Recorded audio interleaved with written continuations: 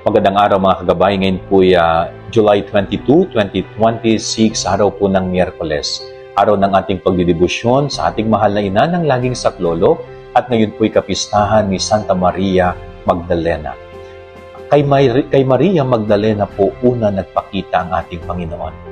At si Maria Magdalena ang halos kauna-unahang naging tagapagpahayag ng mabuting balita ng Panginoong Hesus ay muling nabuhay.